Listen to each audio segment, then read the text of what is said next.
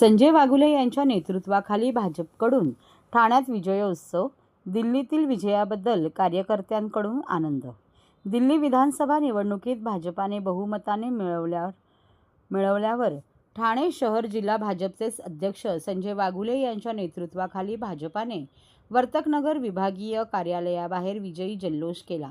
भाजपाचे पदाधिकारी व कार्यकर्त्यांनी फटाके फोडून ढोल वाजवून आनंद व्यक्त केला। हरियाणा, महाराष्ट्र पाठोपाठ भाजपाने दिल्लीतही देदीप्यमान रचून इतिहास रचला, अशी प्रतिक्रिया भाजपाचे जिल्हाध्यक्ष संजय वाघुले यांनी व्यक्त केली।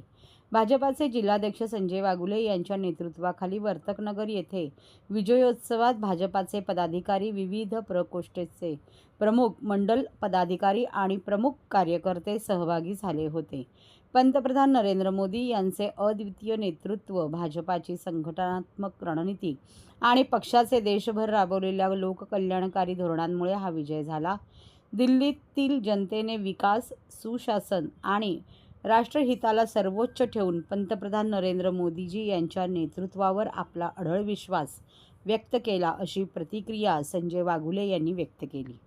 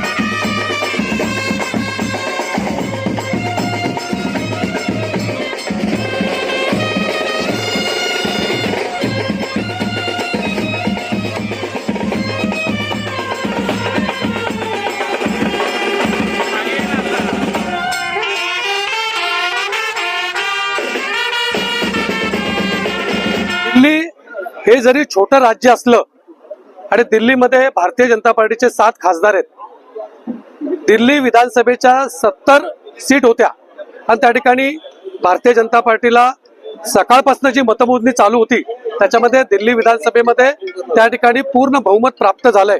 27 वर्षानंतर दिल्ली विधानसभेवर भारतीय जनता पार्टीचं कमळ फुललंय आणि याच्या मागे देशाचे पंतप्रधान नरेंद्र मोदी यांची प्रचंड मेहनत, केंद्राने योजलेल्या शेतकऱ्यांसाठी योजना, सर्वसामान्य महिलांसाठी आखलेल्या योजना, सर्वसामान्य नागरिकांना दिलासे देण्याचं काम देशाच्या पंतप्रधान नरेंद्र मोदी यांनी 2014 नंतर जे केलंय त्याचं यश आम्हाला 27 वर्षानंतर त्या ठिकाणी आज कमळ त्या ठिकाणी फुललंय आणि देशाचे गृहमंत्री आणि भारतीय जनता पार्टीचे संघटनात्मक चाणक्य अमितजी शहा यांची प्रचंड मेहनत आणि महाराष्ट्र राज्याचे मुख्यमंत्री 3 दिवस दिल्लीमध्ये जाऊन बसले होते आणि दिल्लीमध्ये राहणारे सर्व आपले महाराष्ट्र त्या ठिकाणी महाराष्ट्र मंडळ असतील, अनेक महाराष्ट्रातील लोक गेले अनेक वर्षापासून दिल्लीमध्ये राहत आहेत, त्यांना त्या ठिकाणी देवेंद्रजींनी जे काही मार्गदर्शन केलं आणि त्याच्यामुळे आत्ताचा 27 वर्षानंतरचा जो विजय दिल्ली विधानसभेवर कमळ फुलण्याचा ते स्वप्न आमचं आज या ठिकाणी साकार झालंय। देशभरामध्ये भारतीय जनता पार्टीचे कार्यकर्ते या ठिकाणी जल्लोष करत आहेत। जनता पार्टीच्या दिल्ली प्रदेश कार्यालयामध्ये नरेंद्र मोदी यांचं 7 वाजता आगमन होणार आहे आणि त्यामुळे शहर जिल्हा म्हणून आणि महाराष्ट्रातल्या सर्व बूथ अध्यक्षांना एक विनंती आहे की आज संध्याकाळी 7 वाजता नरेंद्र मोदी देशामधल्या नागरिकांना आणि भारतीय जनता पार्टीच्या कार्यकर्त्यांना त्या ठिकाणी मार्गदर्शन करणारे, संबोधित करणारे। त्यामुळे प्रत्येक कार्यकर्त्यांनी आज संध्याकाळी 7 वाजता मोदीचे त्या ठिकाणी दिल्लीचा जो विजय प्राप्त झालाय त्याचं भाषण करणारे भाषण प्रत्येक कार्यकर्त्यांनी त्या ठिकाणी ऐकायला पाहिजे. आत्ताच झालेल्या लोकसभा निवडणुकीमध्ये त्या ठिकाणी उभाटा सेना असेल, काँग्रेस असेल आणि राष्ट्रवादी असेल यांनी लोकसभेमध्ये प्रचंड यश महाराष्ट्रामध्ये मिळवलेलं होतं. कर्नाटक राज्यामध्ये काँग्रेसनी विधानसभेमध्ये यश प्राप्त केलं होतं. त्यावेळेला यांना ईव्हीएम मशीनची आठवण होत नाहीये. पण ज्या वेळेला पराभव झाला का यांना ईव्हीएम मशीनचं स्वप्न पडतं. आणि त्याच्यामुळे आमचं म्हणणं आहे यांनी रोज सकाळी 8ला उठून त्यांचा जागर करावा. संजय राऊत यांनी रोज बोलावं, राहुल गांधी यांनी रोज बोलावं, नाना पटोलेंनी रोज बोलावं आणि मीडियानी त्यांना रोज प्रसिद्धी द्यावी अशी आमची इच्छा आहे. की यांनी रोज कोंबडा सकाळी 5ला हरवतो, परंतु संजय राऊतचा कोंबडा 8 वाजता उठतो. आणि त्याच्यामुळे संजय राऊत यांनी रोज 8 वाजता आरोळी द्यावी हीच आमची भारतीय जनता पार्टीच्या कार्यकर्त्याची इच्छा आहे. त्यामुळे रोज यांचा कोंबडा 8 वाजता आणि अजून एक राहुल गांधी यांचा 11 वाजता, कारण ते सकाळी लवकर उठायची सवय नसेल. भारतीय जनता पार्टीच्या कार्यकर्त्यांना 24/7 काम करण्याची हे सवय लागली आणि त्यामुळे आम्ही भारतीय जनता पार्टीचे सर्व नेते असतील, कार्यकर्ते असतील, हे 24/7 देशामधल्या नागरिकांना सेवा देण्याचं काम आम्ही करतोय. आणि त्याच्यामुळे प्रचंड मेहनत 27 वर्षांनी जे काही यश भारतीय जनता पार्टीला भेटलंय ते कार्यकर्त्यांच्या जीवावर भेटलंय. कार्यकर्त्यांचा हा पक्ष आहे आणि त्याच्यामुळे दिल्लीमधल्या सर्व पदाधिकाऱ्यांचं मनापासून अभिनंदन करतो. महाराष्ट्रातील भगिनींना आधार देणारी राज्य शासनाची मुख्यमंत्री माझी लाडकी बहीण योजना. या योजनेअंतर्गत अल्प उत्पन्न गटातील 21 ते 65 वयोगटाच्या भगिनींना मिळणार दरमहा 1500 रुपयांची मदत. अर्ज करण्यासाठी 31 ऑगस्ट 2024 पर्यंत मुदतवाढ. कुटुंबाचं वार्षिक उत्पन्न 2.5 लाख रुपयांपेक्षा कमी असलेल्या महिला पात्र. कुटुंबाकडे पिवळं किंवा केशरी रेशन कार्ड असल्यास उत्पन्नाचा दाखला आवश्यक नाही. पांढरं रेशन कार्ड असेल किंवा रेशन कार्ड नसेल तर कुटुंबाचं वार्षिक उत्पन्न 2.5 लाखांपेक्षा कमी असल्याचा दाखला आवश्यक. योजनेसाठीचा ऑनलाईन अर्ज नारी शक्ती दूत ॲपवरून किंवा पोर्टलवर भरता येईल. ज्या भगिनींना ऑनलाईन अर्ज भरता येत नसेल त्यांच्यासाठी अंगणवाडी, ग्रामपंचायत, वॉर्ड ऑफिस, सेतू सुविधा केंद्रामध्ये किंवा आशाताई बचत गटाच्या CRP यांची मदत उपलब्ध. आता आपल्याला अभिमानानं म्हणता येईल, सुखी आणि सुरक्षित आहे माझी लाडकी बहीण.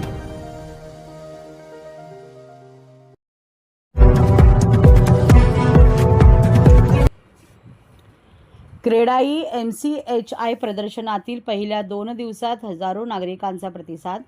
क्रेडाई MCHI ठाणे यांच्या वतीने ठाण्यातील हायलँड गार्डनर येथे सुरू असलेल्या प्रॉपर्टी प्रदर्शनाला ग्राहकांचा उत्तम प्रतिसाद मिळत आहे. उद्घाटनानंतर दुसऱ्या दिवशी शनिवारच्या निमित्ताने ग्राहकांनी गर्दी केली होती. या प्रदर्शनात ठाणे शहर व परिसरातील 30 लाखांपासून 3 कोटी रुपयांपर्यंत आलिशान घराचे पर्याय उपलब्ध आहेत. त्याचबरोबर लाडकी बहीण योजनेअंतर्गत घर खरेदी करणाऱ्या महिलांना सवलत उपलब्ध होत आहे.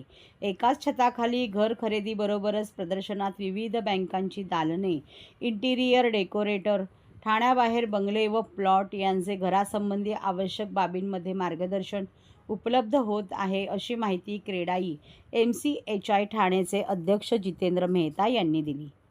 ठाणे शहरातील प्रसिद्ध व विश्वासार्ह विकासकांची संस्था क्रेडाई MCHI ठाणे यांच्या वतीने यंदा 22वे प्रदर्शन भरवण्यात आले आहे. उपमुख्यमंत्री एकनाथ शिंदे यांच्या हस्ते शुक्रवारी प्रदर्शनाचे उद्घाटन करण्यात आले.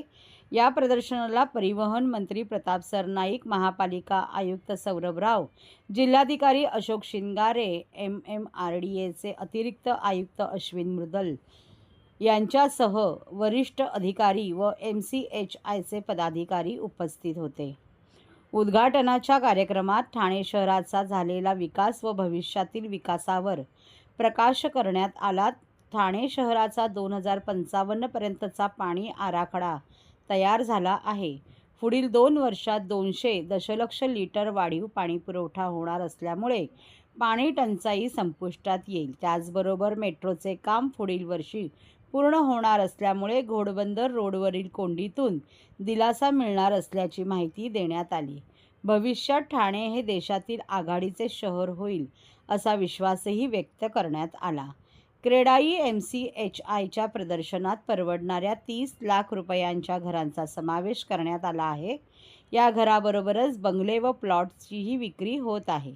ठाणे शहर, घोडबंदर रोड, शिळफाटा, कळशेळी, काल्हेर येथील घरांबरोबरच शहापूर, कसारा, इगतपुरी येथे बंगले विक्रीसाठी उपलब्ध आहेत. येत्या 10 फेब्रुवारीपर्यंत प्रदर्शन सुरू राहणार असून या प्रदर्शनाला घर खरेदीसाठी इच्छुक कुटुंबांनी आवर्जून भेट द्यावी, असे आवाहन अध्यक्ष जितेंद्र मेहता यांनी केले आहे. या प्रदर्शनात ठाण्यातील उत्कृष्ट हाऊसिंग सोसायट्यांना पुरस्कार देण्यात येणार आहे. त्याचबरोबर मिस ठाणे व मिसेस ठाणे स्पर्धेबरोबरच फॅशन शोचेही आयोजन करण्यात आले आहे. रिअल इस्टेट व्यवसायातील बिल्डर, इस्टेट एजंट यांच्यासह गृहनिर्माण क्षेत्रातील सेवा पुरवठादार यांचा समावेश असलेल्या REW रिअल इस्टेट वर्ल्ड संघटनेची परिषदही आज पार पडली. या परिषदेत मुंबई व ठाणे परिसरातील संस्थेचे सदस्य उपस्थित होते. त्यात विविध व्यवसायाच्या संधीबाबत मार्गदर्शन करण्यात आले. हो, आज ह्या क्रीडा आणि MCAच्या आणि हाऊसिंग फेडरेशनच्या संयुक्त विद्यमाने हा कार्यक्रम ठेवलेला आहे. उद्या आमच्या उत्कृष्ट व्यवस्थापन असणाऱ्या गृहनिर्माण संस्थांना पुरस्कार वितरण आपण करणार आहोत. आणि या ठिकाणी आज गृहनिर्माण संस्थांच्या सेल्फ डेव्हलपमेंटबद्दल मला संवाद साधायला बोलवलेलं होतं. त्याप्रमाणे आज मी इथल्या उपस्थित रिअल इस्टेटमधले वेगवेगळ्या आस्थापनामध्ये काम करणारे लोक होते, त्यांच्याशी आपण संवाद साधला. आणि ठाण्यामध्ये भविष्यात रिडेव्हलपमेंट हाच एक विषय असणार आहे. त्यामुळे सगळ्यांनी एकत्र राहायला पाहिजे, एकत्र काम करायला पाहिजे. आणि जसे आपला देव म्हणजे ग्राहक सगळ्या प्रकारचा, तर रिअल इस्टेटमध्ये फ्लॅट पर्चेसर यांना चांगल्या प्रकारचं मार्गदर्शन मिळावं, गाईड मिळावं, यासाठी एकत्र काम करण्याचं आवाहन या माध्यमातून केलं. हे अशा प्रकारची प्रदर्शनं आवश्यक असतात. याचं कारण ग्राहकांना वेगवेगळ्या प्रकारचे ऑप्शन्स उपलब्ध असतात, चांगलं वाईट याचा निर्णय घेता येतो. आणि त्याप्रकारे हे एक्झिबिशन आहे. लोकांचा चांगल्या प्रकारे मोठ्या प्रमाणात प्रतिसाद या एक्झिबिशनला मिळालेला आहे. धन्यवाद.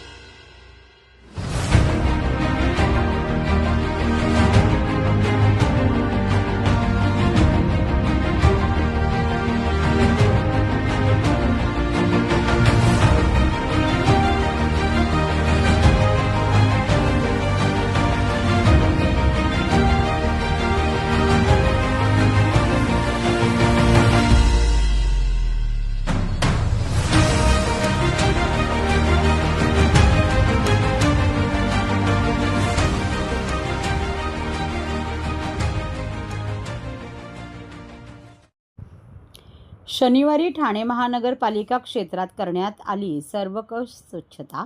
स्वयंसेवी संस्था, नागरिक, महापालिका अधिकारी, कर्मचारी यांचा सहभाग.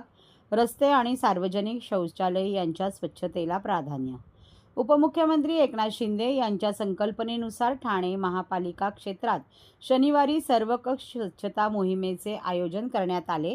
मोहिमेची सुरुवात कोपरी गणेश विसर्जन घाट, अष्टविनायक चौक येथे अतिरिक्त आयुक्त प्रशांत रोडे यांनी साफसफाई करून केली. त्यांच्यासह आरोग्य अधिकारी डॉक्टर राणी शिंदे, सहाय्यक आयुक्त सोपान भाईक तसेच नानासाहेब धर्माधिकारी प्रतिष्ठानचे कार्यकर्ते मोठ्या प्रमाणावर सहभागी झाले. महापालिकेतर्फे दैनंदिन स्वरूपात स्वच्छता केली जाते. त्याच जोडीला 2 वर्षापासून उपमुख्यमंत्री एकनाथ शिंदे यांच्या संकल्पनेनुसार नियमितपणे सर्वंकष स्वच्छता मोहीमही राबवली जाते.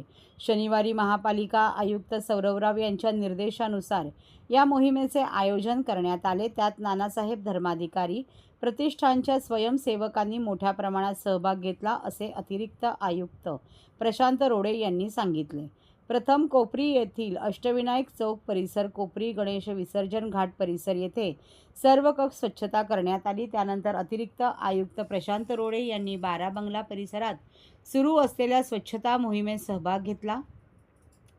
वंदना एसटी स्थानक येथेही त्यांनी स्वच्छता केली.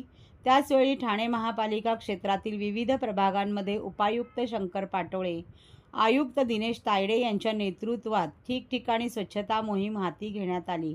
भंगार सामान, भंगार गाड्या काढणे याचाही या मोहिमेत समावेश होता. स्वच्छतेचा दर्जा उंचावणे आणि महापालिका क्षेत्रातील सार्वजनिक जागांचा कायापालट घडवून आणणे हा या मोहिमेचा मुख्य उद्देश आहे. त्यानुसार विभागनिहाय पद्धतीने नियोजन करण्यात आले. तसेच मनुष्यबळ आणि यंत्रसामग्री यांचीही उपलब्धता करण्यात आली, अशी माहिती उपायुक्त घनकचरा व्यवस्थापन मनीष जोशी यांनी दिली.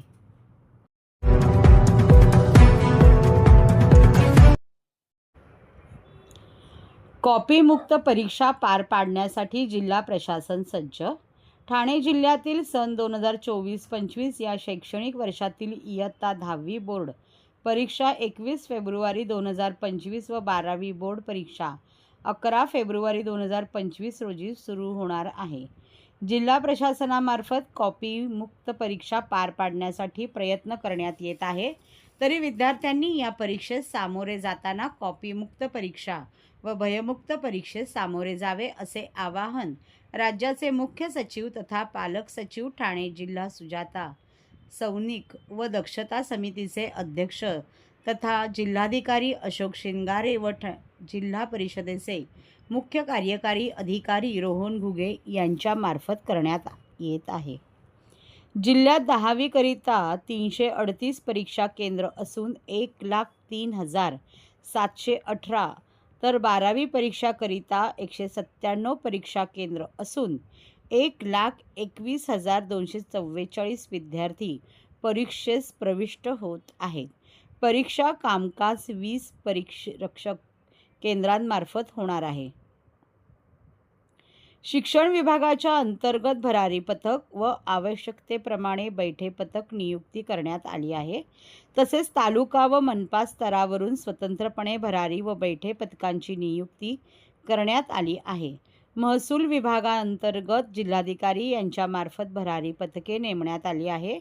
या व्यतिरिक्त जिल्हा स्तरावरील खाते प्रमुख यांनी परीक्षा केंद्रांना भेटी देण्यासंदर्भात नियोजन करण्यात आले आहे. परीक्षा दरम्यान कॉपी अथवा इतर गैरप्रकार निदर्शनास आल्यास अशा विद्यार्थ्यांवर कारवाई करण्यात येणार आहे. तरी विद्यार्थी व पालकांनी दक्षता घ्यावी. तसेच परीक्षा केंद्रावर गैरप्रकार निदर्शनास आल्यास परीक्षा केंद्र कायमस्वरूपी रद्द करण्यात येईल, अशा सूचना प्रशासनामार्फत देण्यात आलेल्या आहेत. तसेच परीक्षा केंद्रावर केंद्र संचालक व पर्यवेक्षक म्हणून काम करणाऱ्या शिक्षकांचे डिजिटल माध्यमातून फेशियल उपस्थिती घेण्यात येणार आहे. कॉपीमुक्त अभियान यशस्वी करण्यासाठी विशेष प्रयत्न म्हणून खालील बाबींची दक्षता घेण्यात येणार आहे. आणि जिल्हा परिषदेच्या शिक्षण विभागामार्फत ह्या घेण्यात येणाऱ्या परीक्षांमध्ये सहभागी होणार आहे. तर या सर्व ज्या परीक्षा आहेत त्या अगदी निकोप आणि पारदर्शक वातावरणामध्ये कंडक्ट करण्यासाठी जिल्हा प्रशासन सज्ज झालेलं आहे. आणि त्यासाठी मी विद्यार्थी आणि पालकांना आवाहन करू इच्छितो की या सर्व परीक्षा निकोप आणि पारदर्शक पद्धतीने राबवण्यासाठी आपल्या सर्वांचं सहकार्य अपेक्षित आहे. यासाठी विविध डिजिटल पद्धतीचा पण वापर करण्यात येणार आहे, जेणेकरून कॉपी ही कुठल्याही पद्धतीने अलाव करण्यात येणार नाही. आणि जर अशा प्रकारचे कुठे गैरप्रकार निदर्शनास आल्यास त्याच्यामध्ये तात्काळ कारवाई करण्याचे देखील शासनामार्फत निर्देश देण्यात आलेले आहे. यामध्ये ड्रोनचा वापर असेल, पोलीस प्रशासनामार्फत हँडहेल्ड कॅमेरांचा वापर असेल, फेस रिकग्निशन सिस्टीमचा वापर असेल, अशा सर्व तंत्रज्ञानाचा वापर करून आपण ह्या सर्व एक्झाम जे आहेत ते अगदी निकोप आणि पारदर्शक पद्धतीने राबवण्याचं ठाणे जिल्ह्यामध्ये नियोजन अगदी चोख पद्धतीचं करण्यात आलेलं आहे. तरी मी सर्व विद्यार्थी आणि पालकांना या परीक्षांसाठी सहकार्याची मी आवाहन करतो आणि त्यांना भरभरून शुभेच्छा देतो. आणि अगदी चांगल्या फ्लाइंग कलर्सनी तुम्ही या सर्व एक्झाम्समध्ये परफॉर्म कराल अशी मी अपेक्षा व्यक्त करतो. धन्यवाद.